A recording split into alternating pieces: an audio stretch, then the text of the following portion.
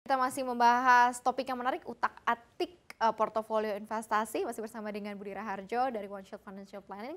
Kita ke pertanyaan Instagram dulu, ada Cynthia Yam, ini pertanyaannya apa keuntungan kelebihan membagi-bagi investasi. Kemudian yang kedua ada pertanyaan dari Rizelix nih ya, bagaimana pembagian porsi yang baik untuk beberapa macam investasi. Ya, sebagian besar milenial sekarang sudah mulai dan melek literasi keuangan, kenal begitu ya tentang investasi. Kan kalau tadi dilihat kan karena memang ada ketersediaan uang, makanya bisa mix and match gitu. Nah sekarang banyak sekali metode yang dimudahkan karena dengan budget yang sekecil dan seminim mungkin kita bisa taruhlah seperti emas saja dari 10.000 ternyata tabungan emas bisa. Saham dari 100.000 ternyata bisa. Reksadana dari 100.000 ternyata bisa. Tapi konsepnya menabung. ST002 dari 1 juta. Dan itu semuanya mencakup milenial. Nah ini seperti apa kalau dengan yang berkala? Nah, diversifikasi untuk yang berkala, karena kan menabung saya berkala begitu ya. Gimana Mas? Mungkin kita bisa coret-coret. Nggak semua orang mungkin bisa investasi sekaligus kan. Dia investasi berkala. Maka yang perlu kita lakukan adalah review tahunan. Ya kita melakukan review. Review tahunan ini terkait dengan posisi aset kita di akhir tahun. Nah ini mungkin yang jarang dilakukan ya. Kecuali waktu pas kita lapor pajak biasanya begitu kan. Jadi aset kita kan ada beberapa macam. Ada aset misalnya kayak kendaraan ya, ada kendaraan. Kemudian ada rumah mungkin. Ya. Kemudian ada juga mungkin yang tadi yang sudah mulai investasi langsung, ada yang beli ori, ada yang beli ST ya kan dan lain sebagainya. Sudah mulai investasi di situ, bahkan mungkin ada yang beli saham langsung di bursa. Ya kan? Langsung seperti itu. Nah, yang kita perlu lakukan adalah kita melakukan review. Yang kita masuk tadi rebalancing dan penyesuaian aset tadi adalah untuk instrumen yang aset investasi saja. Kalau aset yang seperti kendaraan dan rumah ini aset penggunaan pribadi.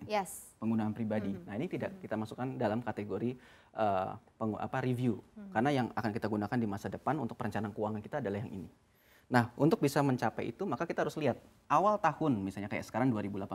Jadi ini kita bicara financial review jadinya gitu kan. 2018. 2018. Waktu pas awal tahun yang ternyata dia penempatan baru beli sahamnya masih kecil-kecil. Gitu ya. Jadi dia tanpa terasa misalnya tadinya awalnya kebanyakan dia sudah bikin portofolionya sama nih, sama-sama.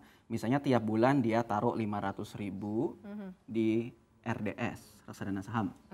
Terus kemudian taruh lagi setiap bulan 500.000 di misalnya misalnya reksadana pendapatan tetap. Ternyata di akhir tahun 2018 di akhir ternyata dicek, ternyata ada anggapnya kita tidak menggambarkan situasi saat ini ya. Ternyata dari reksadana sahamnya setelah terkumpul tiap bulan 500.000, ternyata di sini menjadi ada sekitar 5 juta. Ya kan? Di reksadana saham. Saldonya, ya kan, saldonya. Terus kemudian ternyata dari reksadana pendapatan tetapnya di sini ada 4 juta. Ya, sorry ini lebih ini 6 juta lah. 6 juta. Tidak? Jadi di sini ada 5 juta, di sini ada 6 juta. Berarti total 11 juta. Sedangkan harusnya dia membaginya menjadi 50%. 50%. Maka dia bisa melakukan apa? Jual sebagiannya 11 juta nih.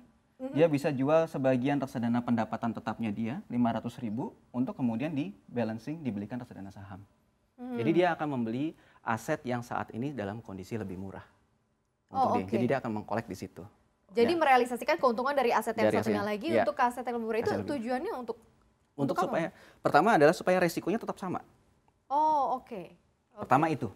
Kemudian yang kedua adalah memang portofolio kalau kita lihat kan dalam jangka panjang, kalau kita anggaplah ini horizon investasinya masih 5 tahun ke depan ya atau 6 tahun ke depan, biasanya kan di sini adalah time to buy waktu pas ternyata reksadana sahamnya tidak memberikan keuntungan yang diharapkan, tapi biasanya hanya karena koreksi, misalnya begitu. Jadi setiap tahun berarti ya harus direview kalau untuk khusus reksadana setiap tahun. Bisa setiap tahun. Nah tapi dengan cara apa? Pencatatan. Nah ini yang kita harus kembali kita catat lagi. Ternyata kita punya instrumen lain lagi yang kita beli, ada emas di sini. Ya udah kita catat semuanya. Emas kita berapa persen dari total aset investasi kita, kemudian reksadana saham kita berapa persen dari total aset investasi, dan reksadana pendapatan tetap kita berapa juga untuk setiap dalam investasi kita. Kalau ada yang beli individu, pendapatan tetap ini bisa kita gantikan dengan tadi ori atau ST atau sukuk retail ya dan lain sebagainya, kita bisa masukkan di sini. Untuk menyaksikan lebih lengkap, klik link di deskripsi di bawah ini. Saya Maria Katarina, CNBC Indonesia, Beyond Business.